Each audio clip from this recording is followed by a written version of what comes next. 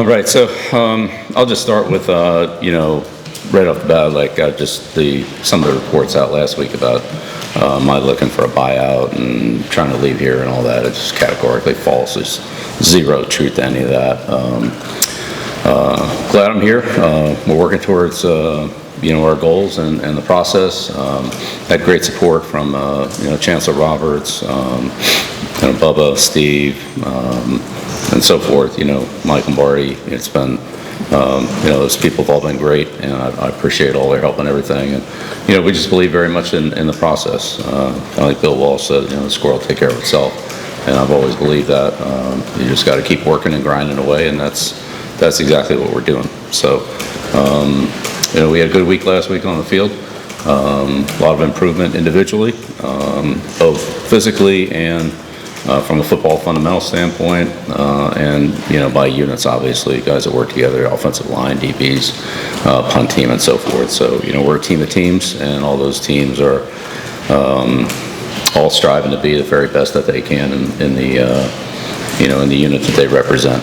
So looking forward to really turn our focus full speed ahead here towards Cal.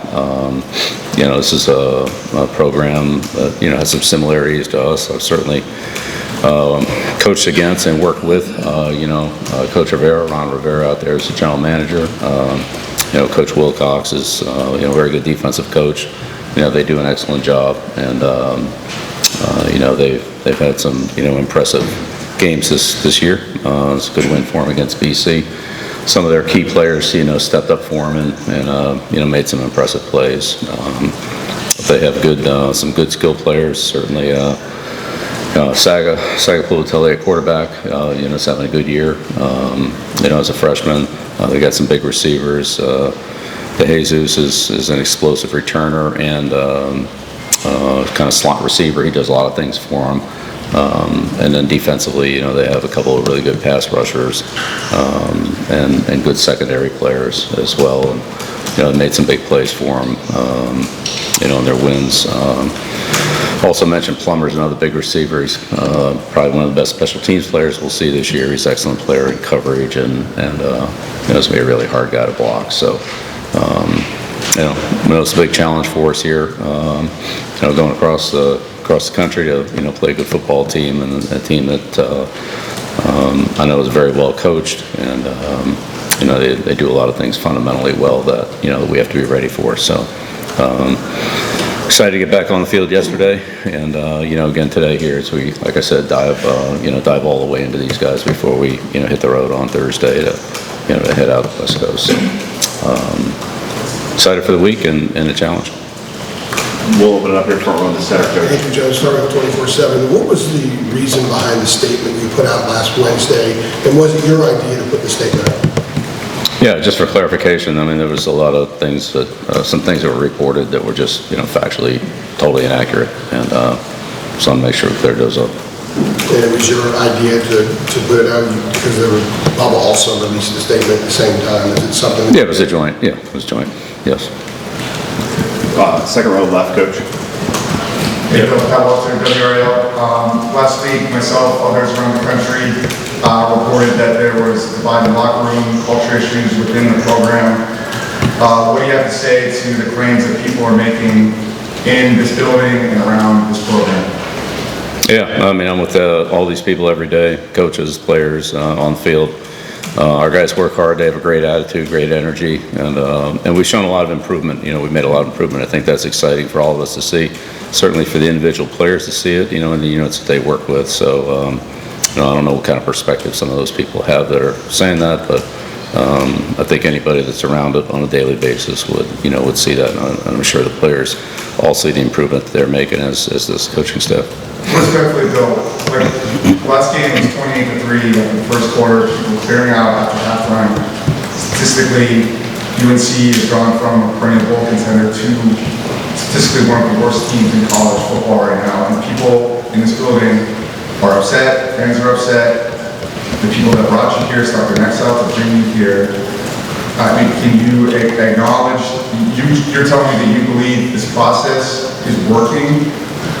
Yeah, 100%. Yeah, absolutely. Yeah, it's a learning curve. We're all in it together, but we're making a lot of progress, and the process will eventually produce the results we want to produce, like they have everywhere else I've been. So I'm very confident in that. Players are working hard. They're getting better, and we're going to continue to do that and improve.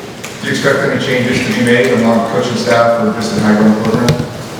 Yeah, we're going to do everything we can every day to continue to improve. That's what we do. The front row on the right, your coach. No, I stop at Tar Heel 24/7. All things considered, how much, I guess, do you see this program? Is it in a rebuild, or I guess, what is your vision for the program right now? Is it a rebuild? Well, again, where we are right now is where we are, and we're working hard every day to get better, and we're getting better. Obviously, there are other components to it in terms of recruiting and so forth that will all come into play later. But right now, our team is committed to having its best week of practice, going out there and playing well against Cal. We're 2-3, and we're trying to get back on track, and that's what we're working to do. Right next to you, coach. Hey, Coach Grant Sasser, Turtles on the side. What measures are you taking to ensure the team remains united despite all the distractions going around the program? Yeah, well, again, what I see out there every day is guys ready to practice, practicing hard, preparing well, and getting better. I think the team is, obviously, we're all a little frustrated in the results, but the only thing we can do is continue to work and improve, and that's what we're doing. Guys have a good attitude. They're in here working every day, and as I said, we've made a ton of progress, both physically, in our strength, speed, stamina, all those things, and in terms of our execution on the field. But obviously got off a slow start against Clemson, and it's not the way to win, but we'll hopefully play better and at the beginning of the game stay competitive and start winning.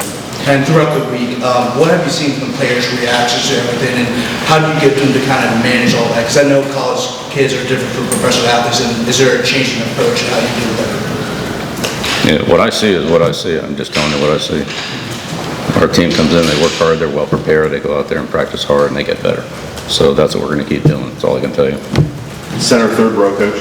David Hill, ESPN. Obviously, you've had market success at the NFL level and wanted to bring a lot of that experience to this program, but there is a much different landscape in college football than the NFL. Do you feel like you made some mistakes and just some assumptions maybe that you made early that you wish you could kind of go back and change now, or things that you'll do different as you move forward than when you first got here? Yeah, we evaluate everything we do on a regular basis, whether it be weekly or at the end of spring football or at the end of a recruiting cycle or whatever it is, mid-season here, and so forth. So yeah, we're always looking to improve and look self-analysis and also analysis of the team and the program, what we can do better. But we're always looking to get better. Like, that'll never change. And it's always been that way for me. So. Is there anything specific from your evaluations thus far that you say, like, all right, we probably didn't have that exactly how we wanted it? Yeah, honestly, I've never had a season or a week or a game where that wasn't the case.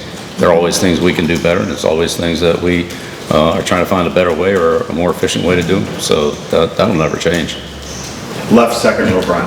Yeah, Bill, Brian Murphy with WRL. I know Michael's here, but the process of evaluating talent and bringing talent into the program, there's been a lot of stories about that process, especially at the beginning, before the spring portal.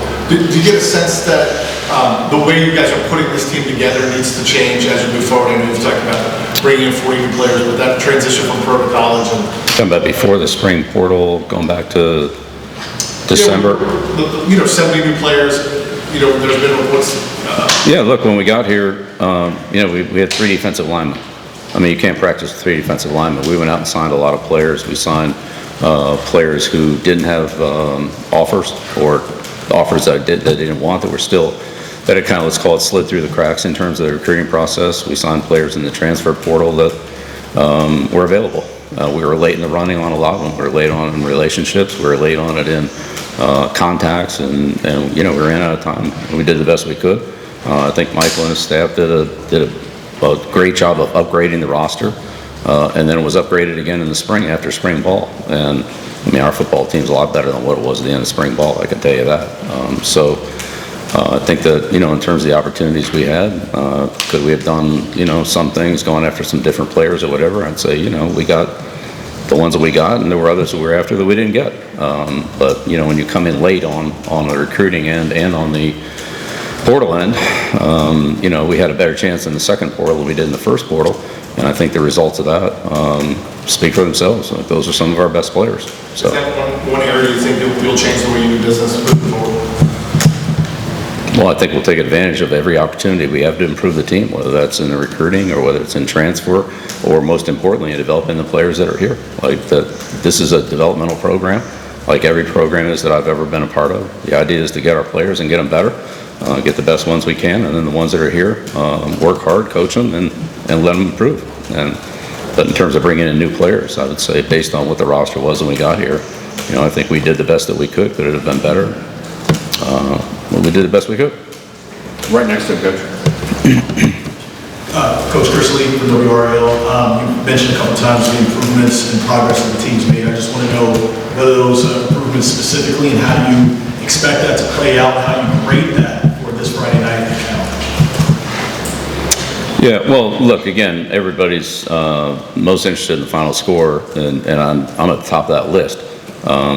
But again, it's a process. Coach Saban's talked about it, Bill Walsh talked about it, I've talked about it. You build a culture, you build a program, and eventually the results will, they'll come. So when will that happen? Hopefully as soon as possible. But, I saw that in Cleveland, I saw it with the Giants, I saw it certainly at New England. That's what it was. And so when we're at that position, when we're working hard to get there, we'll see when that is, then we'll all know it. So, that's the best I could tell you. I could put a timetable on it. I'd say revisionist history is not, it is what it is. We looked at what we did. There's sort of some things we could do better going forward. Sure, of course. Just like anytime you go through something a second time. But, again, from where the team was when we got here to where it is now, we made tremendous improvements in our speed, our strength, our explosiveness, with really relatively few injuries. Very few, to be honest with you. And so, therefore, those players have all improved, and they've improved on the football field. And there'll be a score change at some point here, hopefully this weekend. Front row left. Bill, Adam Smith, inside Carolina. Some of the discontent that's been swirling about has been aimed at Mike Lombardi. I'm wondering if, given that, have you all gone back and tried to revisit the way you're communicating with the players in this program, the recruits? To what extent have you all maybe sat down and talked about your communication with the players? We talk about it all the time, and we talk to the recruits all the time. Mike talks to the recruits and their families and their parents on a, I would say, weekly basis. We talk to the recruits every week. As a staff, we call our recruits, our commits, some other players who are still, let's say, in some degree of not committed.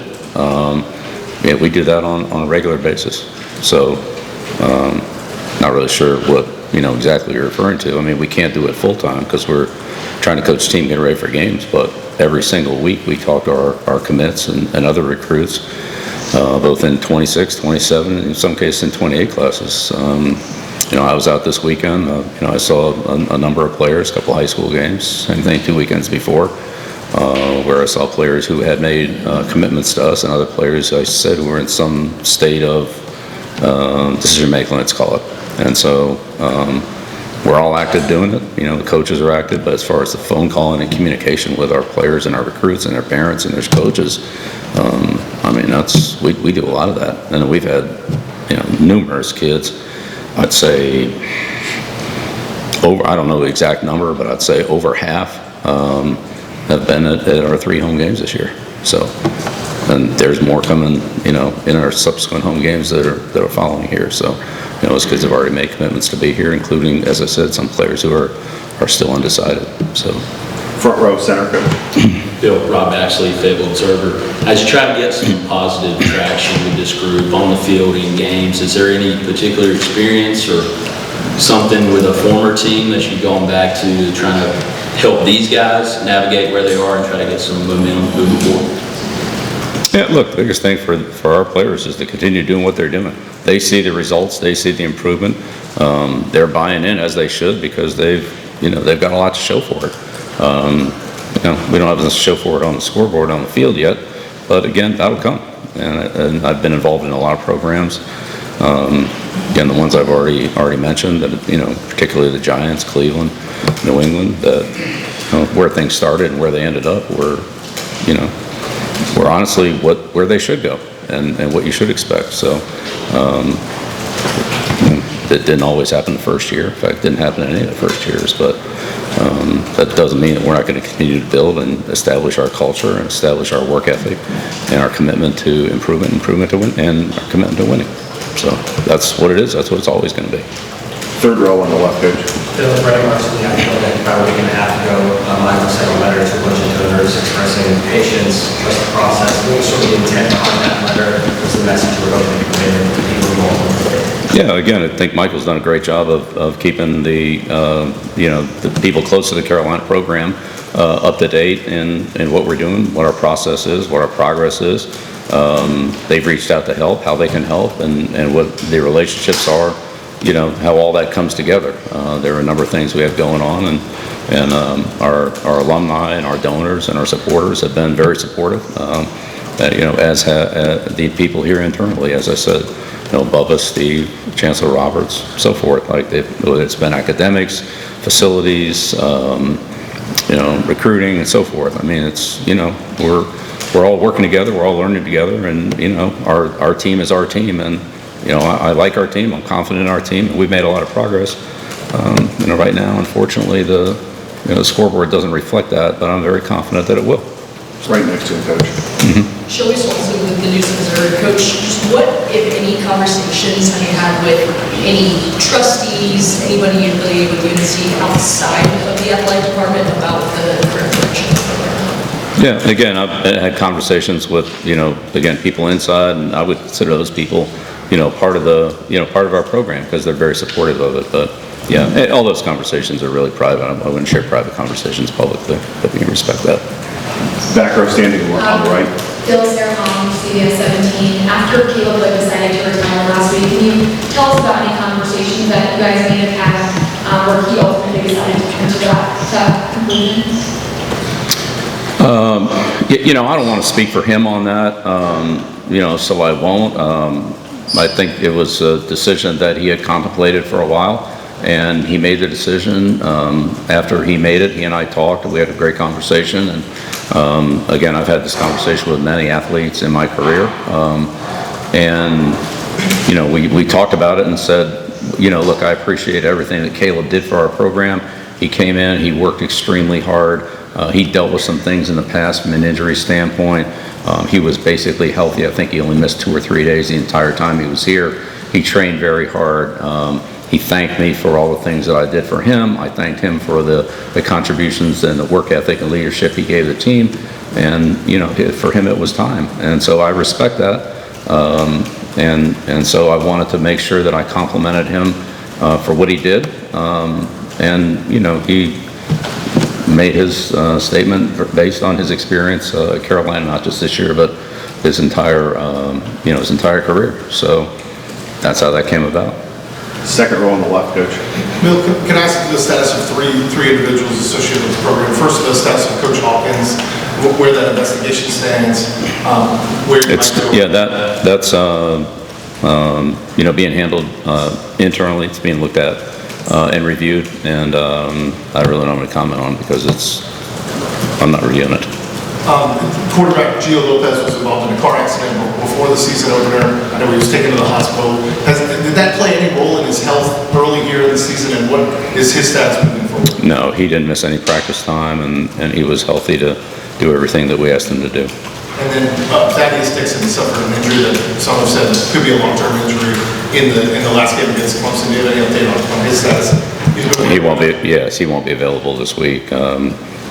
He'll be at least a couple more weeks. I'm not sure exactly how that's going to turn out. We'll just take it day by day or week by week here for a couple weeks and see. But Thad was certainly one of our best players. Trained very hard. Was one of our team captains. Gave a lot of leadership to the team.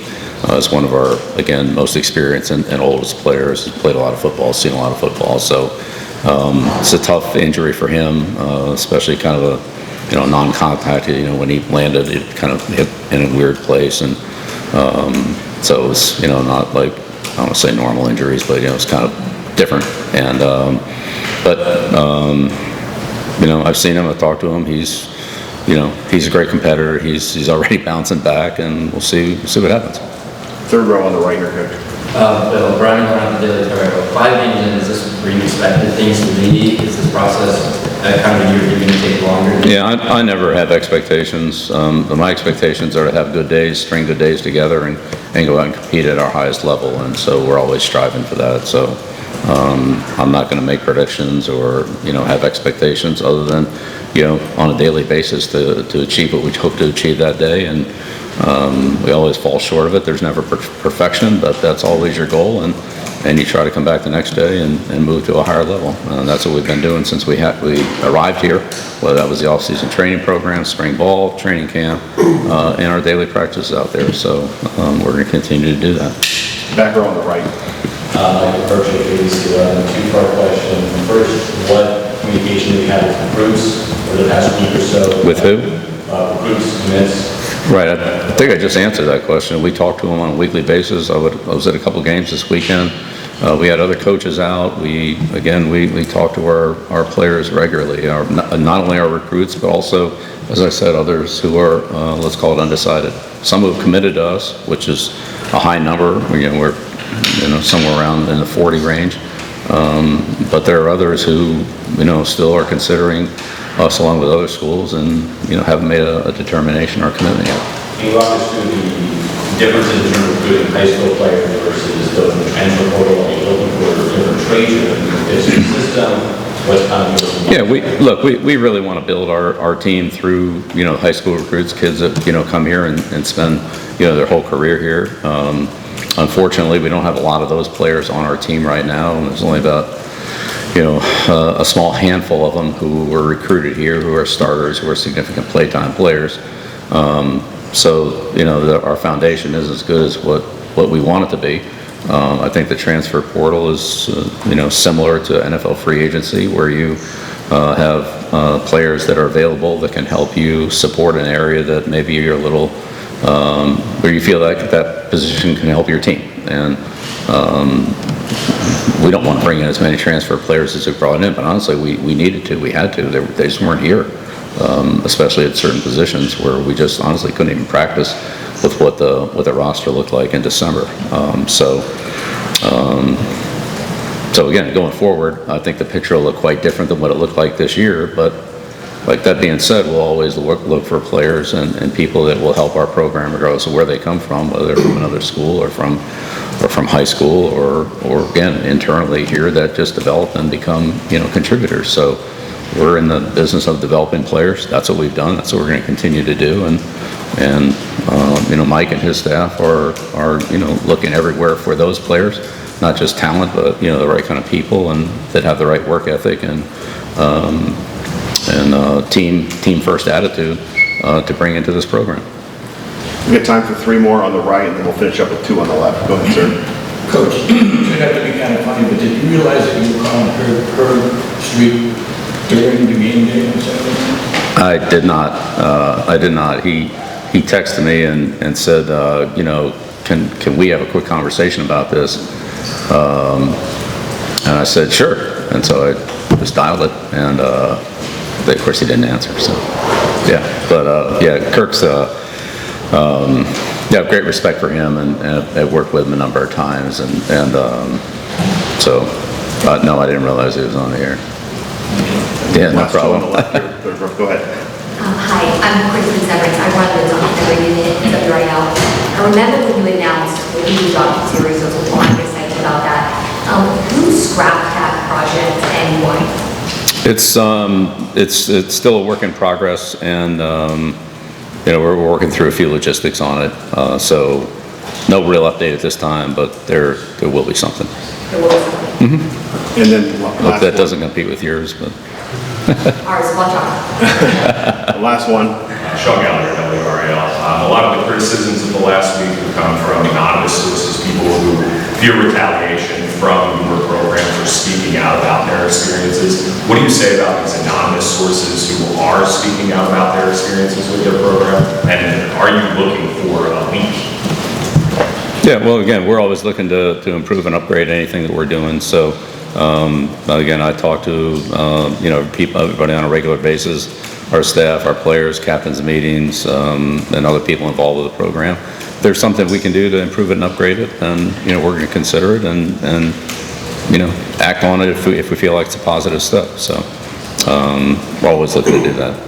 Do you have an issue with people speaking out, not naming that it is them speaking anonymously? Well, I mean, some of those, as I mentioned at the beginning here, some of those are not, just not credible, so, I think it's up to you to decide which ones are and which ones aren't, but, when those stories come down 2 days after they're posted, I mean, you have to decide how valid they are. That's your job. You mentioned the buyout talk not being credible, you called it ridiculous earlier. Is there anything else off the top of your mind that you can refute? Yeah. Again, it is what it is. You guys have your job to do, and, I'm going to do mine the best I can, so just leave it at that. Thanks, everybody. All right, appreciate it. Thank you. Thank you.